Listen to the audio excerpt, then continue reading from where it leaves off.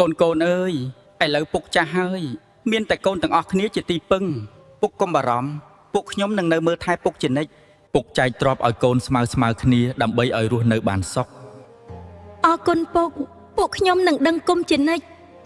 នៅជាមួយគ្នាមិនសូវស្រួលទេយើងគួរចេញទៅរស់នៅផ្ទះខ្លួនឯងកុំទៅណាអីអត់ទេពួកយើងត្រូវទៅ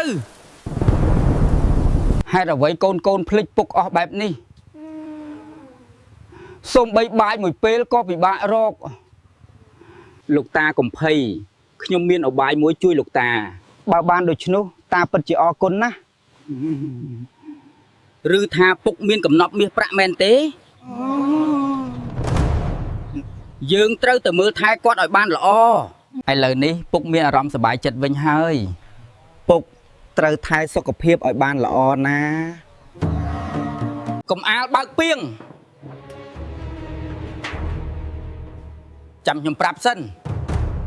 បាទលោកគ្រូអូយនេះមិនមែនមាសប្រាក់ទេរត់លឿនឡើងក្លិនស្អុយខ្លាំងណាស់ពួកយើងខុសហើយដែលមិនបានថែពុកពេលនេះស្ដាយក្រោយក៏ហួសពេលទៅហើយ